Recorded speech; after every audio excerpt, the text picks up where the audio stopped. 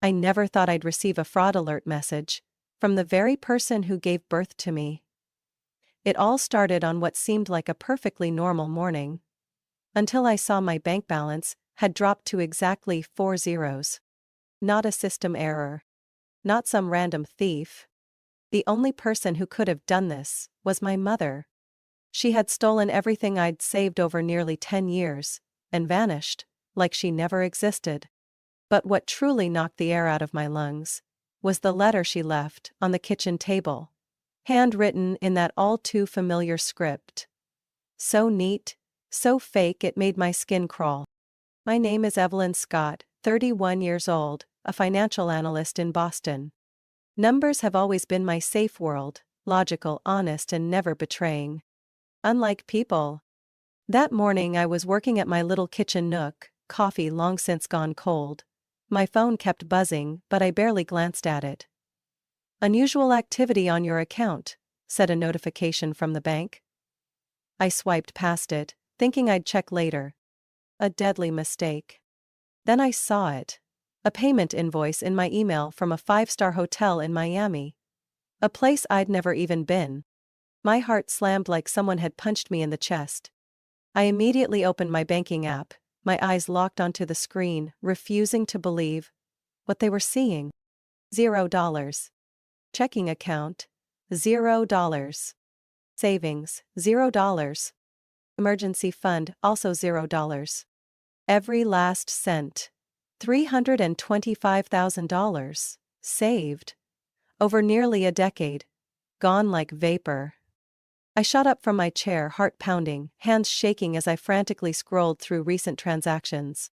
First-class airfare. Luxury shopping. Michelin-star restaurants. Spas. Hotel chains. Not mine. Couldn't be mine. And then I saw the first familiar name. Susan Scott. My mother. In that moment, part of me wanted to scream. Another part just wanted to collapse. We hadn't lived together since I was 19. The relationship was never great, but lately, I'd started to open up again. After her minor stroke, I lent her a key to my apartment. I even gave her my safe's PIN, thinking she might need some emergency cash. Stupid. I was so stupid. I called her 3 times. 4. Straight to voicemail every time. Taking a deep breath, I grabbed my coat and drove like a zombie. Her apartment was about 30 minutes away. I drove like I could still salvage something. An explanation. A sign I'd misunderstood. But no. The door was locked from the outside. I called out. No answer. The mailbox. Empty. And then I saw it. A folded envelope placed neatly on the kitchen table, like she wanted me to find it. I recognized the handwriting instantly. That slanted, old-fashioned script she always used for Christmas cards. Every letter rounded, ceremonial, like a prayer. But now, it just made me sick. My dearest Evelyn. By the time you read this, I'm probably halfway across the world. I'm sorry. I needed a new beginning. A second chance to live the way I've always wanted. I hope one day you'll understand. Love. Mom. I clenched the letters so hard the paper crumpled in my palm. Understand? She emptied my life savings. Disappeared. And left behind a flowery note like this was some cheap paperback novel? I screamed, a raw, throat-tearing scream. The cold apartment stayed silent, save for the quiet whirring of the ceiling fan. Mocking me.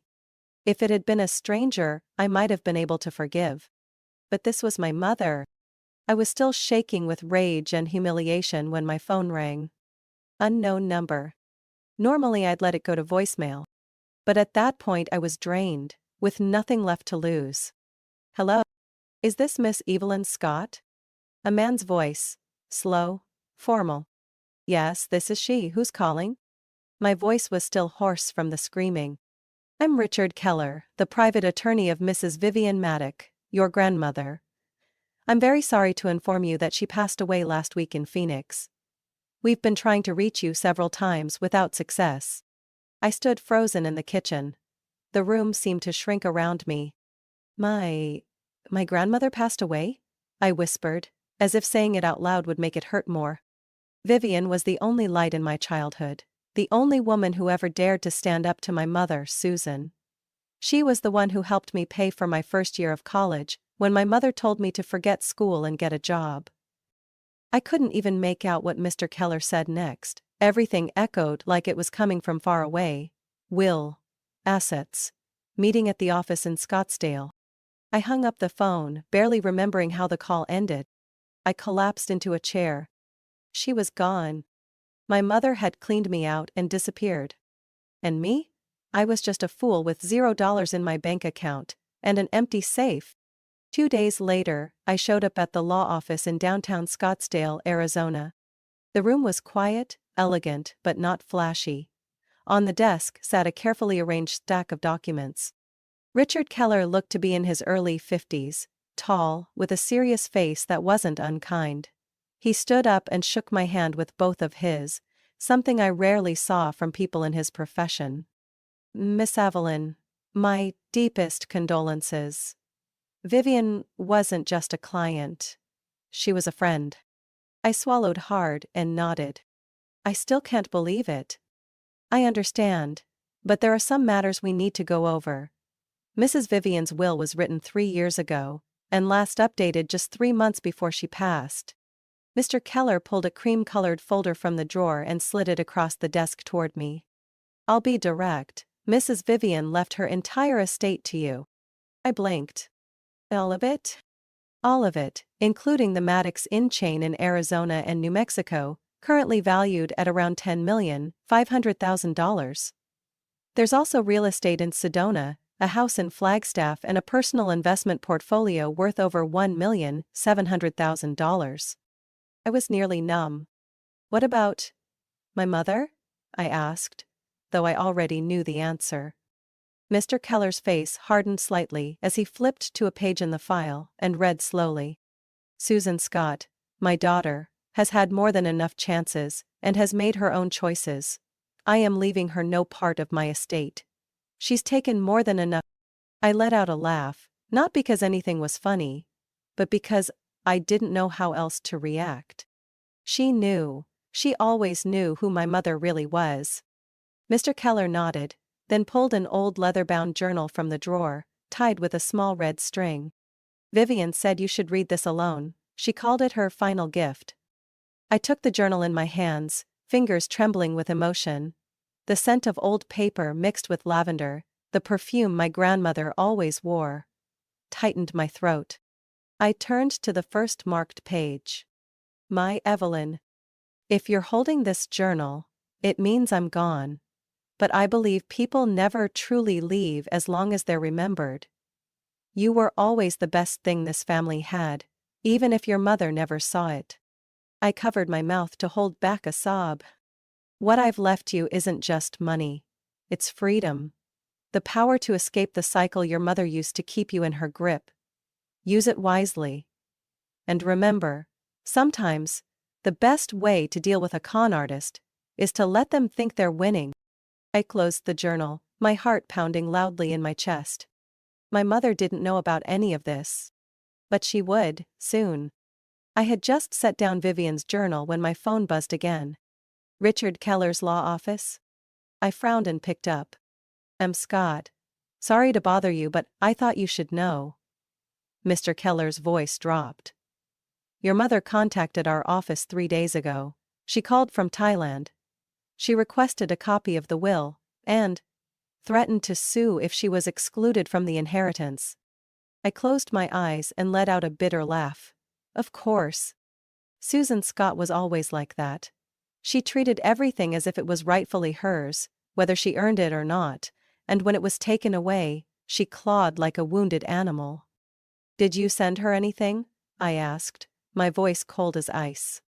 Absolutely not. Vivian made it clear all documents are to be shared with you only, but I believe she's found out something. It seems someone in our office may have leaked information. I hung up, my hands clenched so tightly they turned white. My blood boiled, not from rage, but adrenaline. I glanced at my grandmother's journal on the table. The page she marked was still open. Remember, Evelyn, the best way to deal with a snake is to let it crawl into the trap it thinks it controls. I sank deeper into the chair, eyes fixed on that line. The numbness from last week had faded. Now there was only a plan's taking shape, step by step. 2 days later, I met with Tiffany, my best friend since high school. She worked in PR in Austin. Smart, sharp, and absolutely allergic to injustice. When I finished telling her everything, she just shrugged. So, you want to trap her? No, I want her to trap herself, I said evenly. She wants to think I'm soft, that I'll split the inheritance. Fine, we'll give her a reason to come back. Tiffany squinted, grinning slightly. Evelyn, I like this version of you way better than college. I called Devin, an old friend who used to be a cybersecurity analyst in San Diego. Now, a freelance expert for special cases. Devin had helped me recover a crashed hard drive back in college. Now I needed something more. I want full covert surveillance installed in Vivian's Sedona estate, I said over the phone. Cameras, audio, network monitoring, everything. You want someone to think they're in control. Exactly. Devin laughed. Sounds like a chess game. I'm in. 1 week later, everything was in place. The largest bedroom in the estate, one my grandmother never let my mother step into, had been cleaned and perfectly redecorated. Silk sheets. A safe rigged with a hidden camera. A laptop on the desk, loaded with fake financial files, all encrypted, monitored for behavior. Every mouse click, every sent email, would stream straight to my computer. I asked Keller to accidentally let a staff member overhear that I was considering splitting the inheritance if my mother came back to negotiate. The perfect bait.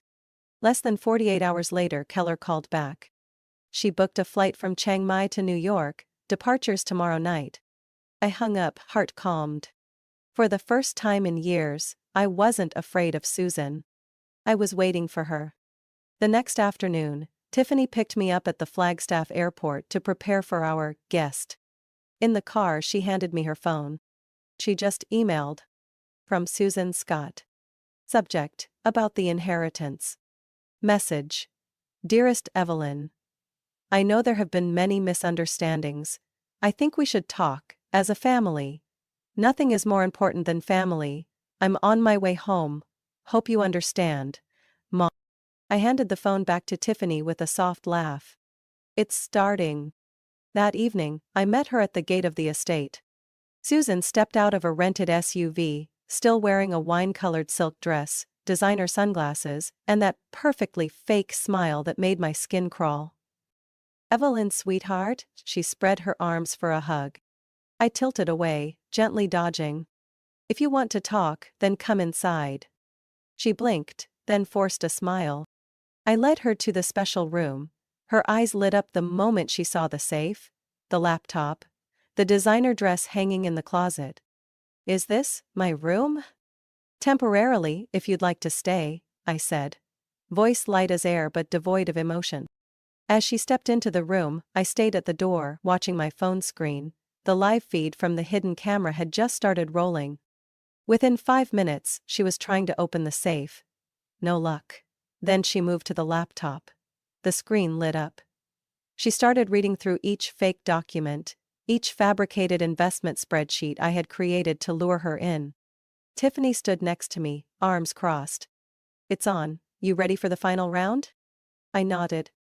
This time, I'll let her sink herself with her own greed. I knew she wouldn't be able to resist. Not just because she was greedy, but because she believed she was smarter than everyone. Smarter than the lawyers, smarter than me, even smarter than Vivian herself. For someone like her, a room full of opportunity was no different from bait dangled in front of a shark. That night, I sat in the study, eyes fixed on the monitor. The entire feed from the surveillance cameras in the guest suite Vivian's old bedroom was streaming directly to Devin's system. Susan stood in front of the safe. She was wearing an ivory satin nightgown, holding a glass of red wine. Her gaze wasn't dreamy, it was calculating. She tried several passcodes, none worked. Instead of giving up, She sat down, pulled out her phone, and began taking photos of the safe from every angle. Tiffany peeked over my shoulder and whistled. Didn't take long. Patience was never her thing, huh? I didn't answer. I was watching her eyes, scanning the room like a seasoned thief. The closet, drawers, the framed pictures. 2 minutes later, Susan opened the laptop. Devin had preloaded it with treasures, forged financial reports, fabricated memos about secret investments, and lists of undisclosed real estate. All designed to be just tempting enough for someone like her. And just as expected, her eyes lit up. She didn't just read. She downloaded. She took photos. She set passwords. She started sending emails. The first one went to someone called Russell Properties. Another name, Harper Group. The last one made my blood run cold.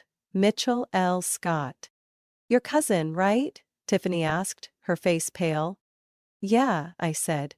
They were both sued in 2016 for investor fraud in Fort Worth.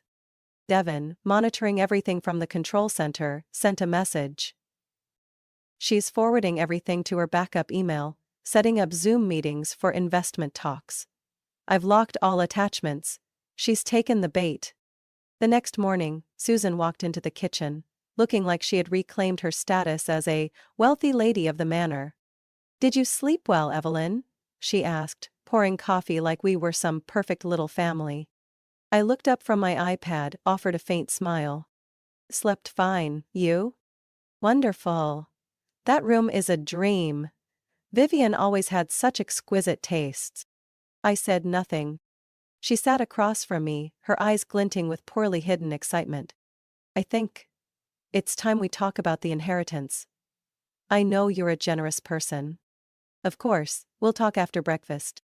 I stood and left her with her steaming coffee. In my mind, only one line from Vivian echoed. Let her think she's winning, until the trap snaps shut. That afternoon, Devin sent me the first audio recording from a Zoom call between Susan and a group of potential investors. Actually, Tiffany's associates in disguise. We'll need to see original ownership documents for the hotel, one of them said, playing the investor role. I can assure you, everything's legal. Evelyn's letting me handle the new investment deals. I'm her mother. I have influence. Her voice trembled slightly from excitement. That thrill. Not real power, but the illusion of control. I sent the recording to Keller. He called back in less than an hour. You have solid evidence. If you want, I can begin filing charges immediately. I looked out the window, the crimson sunset casting a warm glow over Vivian's garden.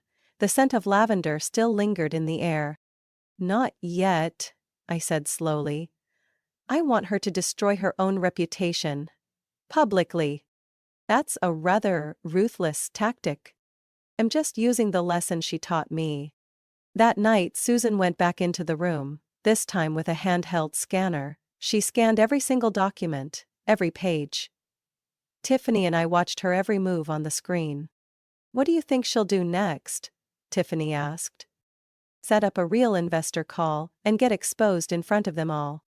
I sipped my tea, eyes glued to the camera footage of my mother, the same woman who once left me penniless, now thrilled by a fake scheme designed solely to take her down.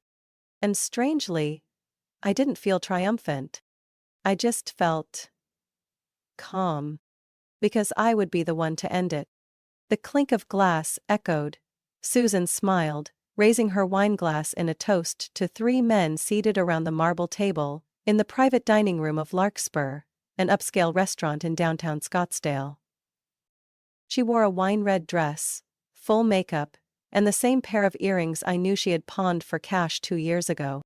Now she played the role of reborn businesswoman so well, she almost believed it herself. I sat 3 tables away at the bar, dressed in a plain business outfit, hair neatly tied up, eyes on the screen of my phone. Streaming live footage from the camera embedded in Tiffany's shirt button. She sat across from Susan, posing as a promising investment liaison, flanked by our 2 associates, one playing a venture fund director, the other a supposed international investor from Singapore.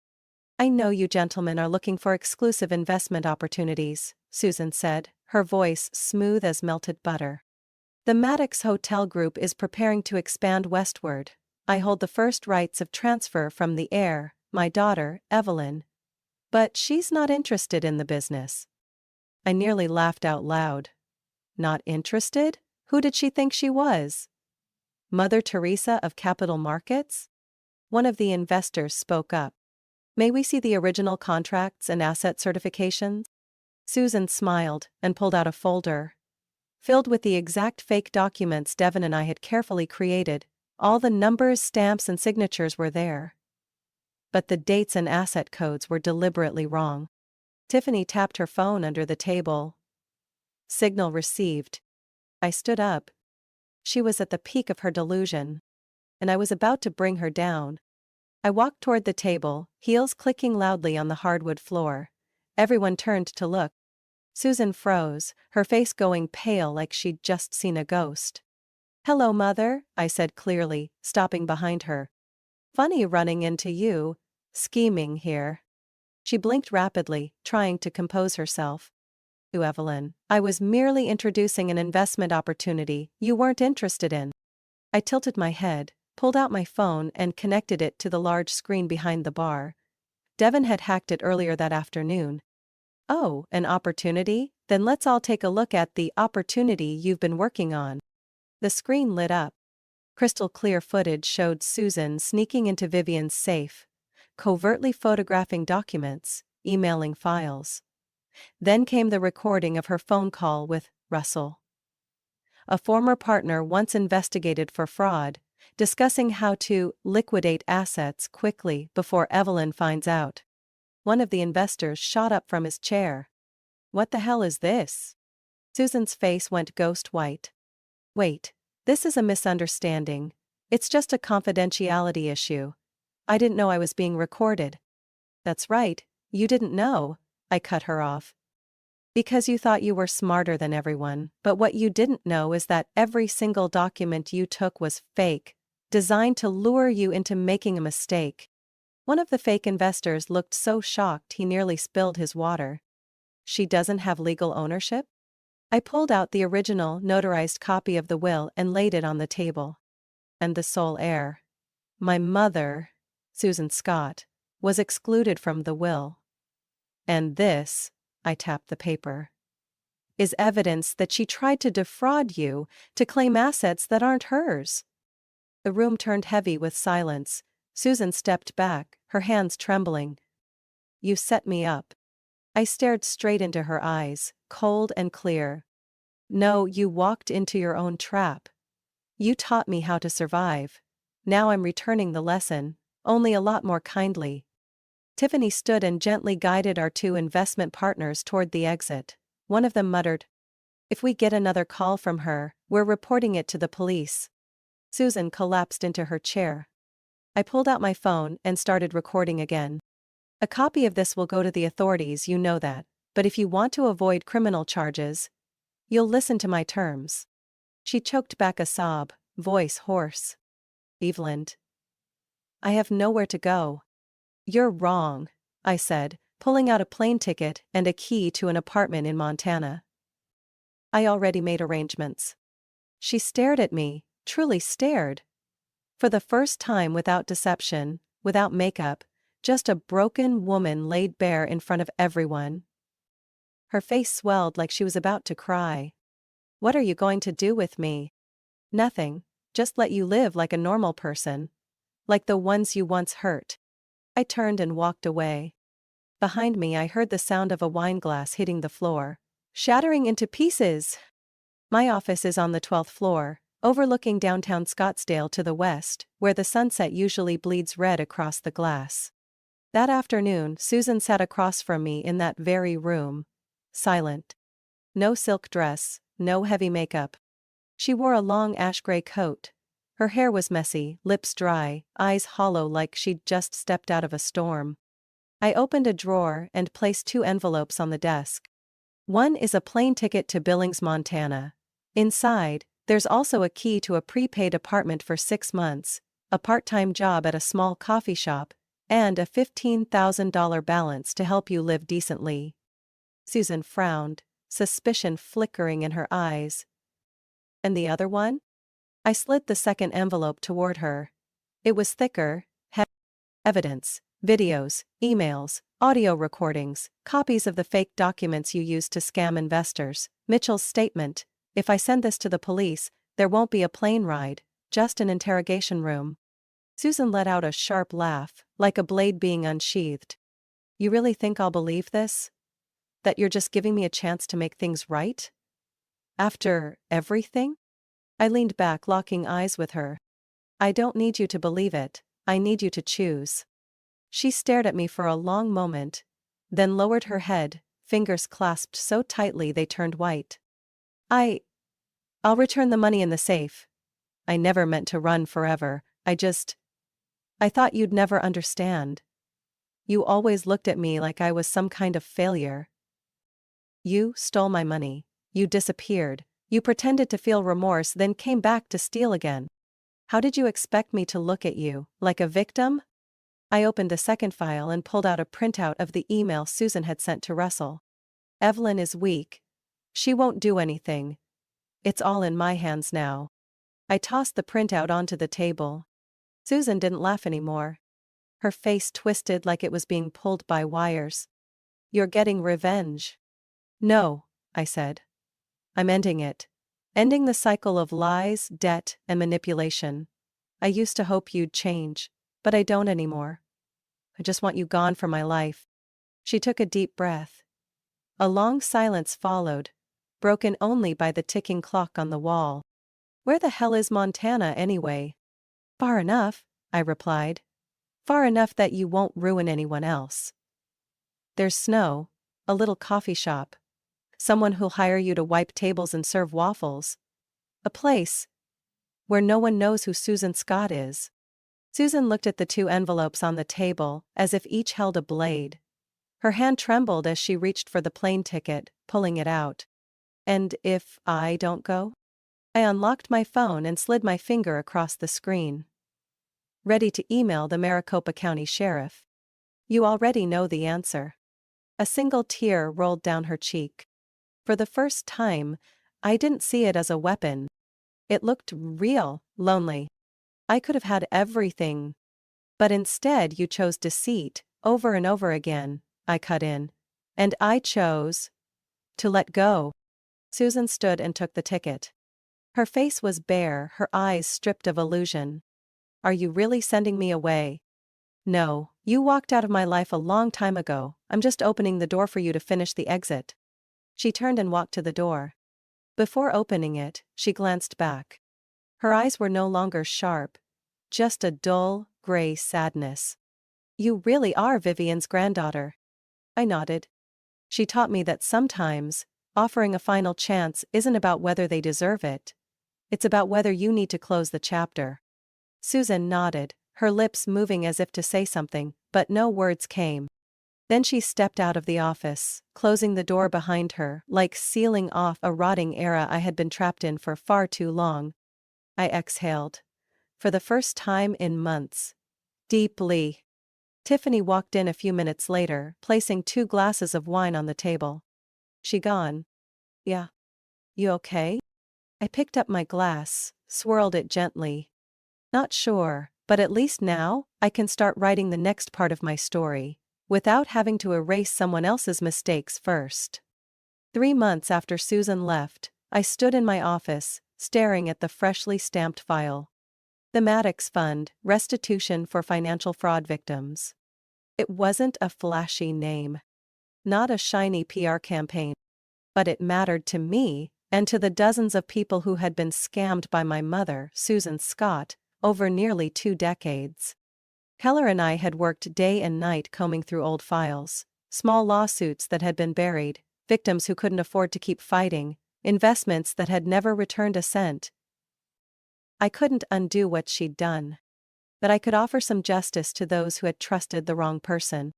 The fund began sending out modest checks, $2,000, $5,000, then $10,000, each one with a handwritten letter of apology from me. Not on her behalf, but on behalf of the children who had to carry the names of liars. Tiffany once told me, back when I was doubting if this effort would make any difference. You can't clean up everything she did, but you can stop it from spreading. I didn't respond. But I never forgot those words. I still kept quiet tabs on my mother. Not out of hate. Not hoping for redemption. Just to know. To know that Susan Scott had truly stopped. Through a friend of Keller's in Billings, I learned she had kept her word. No scandals. No shady loans. No high-risk ventures. She lived in the prepaid apartment, a modest older building but warm enough. Worked part-time as a server at a small cafe called Morning Rise. No one there knew she once wore Versace gowns to con Texas businessmen, or forged fake property deeds to pressure people into investing in hotels that never existed. She was just Sue, the gray-haired woman who brewed her coffee too strong and always wiped tables more thoroughly than necessary. One January morning, with a thin blanket of snow covering the rooftops of the small Montana town, I drove to Morning Rise. I didn't call ahead. I wasn't even sure why I came. I just knew. It was time. The doorbell chimed as I walked in. The space was warm, the air scented with waffles and cinnamon. She was behind the counter wearing a dark blue apron, hair tied back. She turned, reaching for a cloth to wipe the table, then froze. Our eyes met. I saw her stiffen slightly, her hand trembling. "Evelyn?" I gave a small nod. No hug, no tears, no forgiveness.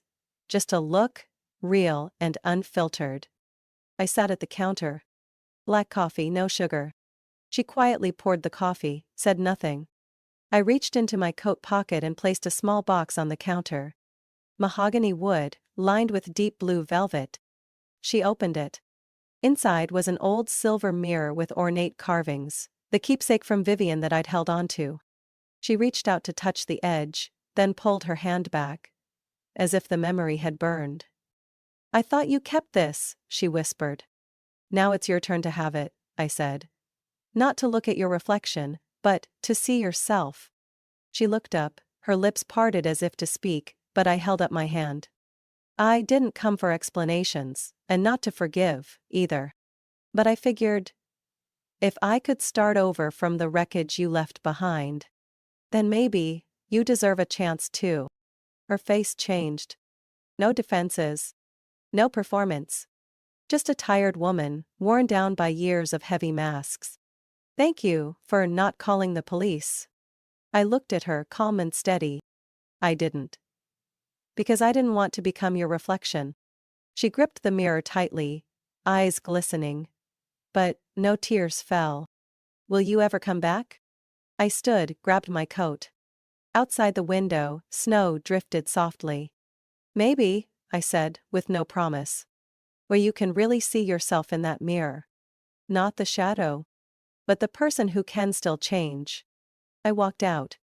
The doorbell chimed once more as the door closed behind me. I didn't look back. But I knew. She was watching. Holding the silver mirror in her hands. Maybe she'd never change completely. Maybe she'd fail again. But that day, in the faded winter light, I saw her. Not as a con artist, not as a ghost of the past, but as a person trying to find whatever good was left. And as Vivian once said, redemption doesn't start with an apology. It starts with action, repeated every single day. I left Montana without a goodbye.